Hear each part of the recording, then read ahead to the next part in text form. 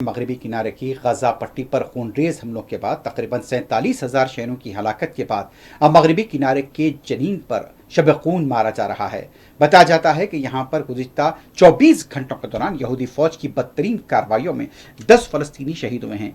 जनीन camp के पास मुसलसल हमले किए गए हैं। यह बताया जाता है कि हेलीकॉप्टर के जरिए भी बमबारी की गई है और इस दौरान में कई लोग जख्मी हुए हैं। इसके कई दिलखराश मनासिर देखे गए हैं। यहाँ पर यह इत्तलात मिल रही है कि यहूदी फौज के स्नाइपर्स यानी कि कातिल दस्ते की तरफ से सड़क पर चलने वालों को तक गोलियां मारी गई हैं। इसके दिलखराश मनाजिर सामने आए हैं। कई गलियों के अंदर यहाँ पर फायरिंग की इत्तलात मिल रही हैं। मुख्तलिफ मकामात से फलस्तीनियों को गिरफ्तार भी किया गया है। यहूदी फौज ने जनीन के कई इलाकों को घेरे में ले रखा है और यह बताया जाता है कि यहाँ पर मुसलसल यहाँ हमले हो रहे हैं और अब तक की जो इत्तलात मिल रही हैं कि 10 फलस्तीनी शहीद कर दिए गए हैं, मुतादिद जख्मी भी है और कई लोगों को गिरफ्तार कर लिया गया है। अब यह खदशा जाहिर किया जा रहा है कि क्या गजा पट्टी के बाद मगरबी किनारा यहूदी फौज का अगला निशाना होगा।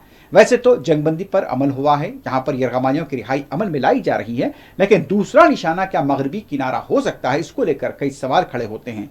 कई मनाजिर सामने आए जहाँ पर सड़कों पर जाने वालों को निहत्ते लोग थे, उन्हें यहूदी फौज के स्नाइपर्स की तरफ से निशाना बनाया गया है। 10 लोगों की हलाकत हुई है और फलस्तीन की वजारत सेहत ने इस बात की तस्दीक भी कर दी है।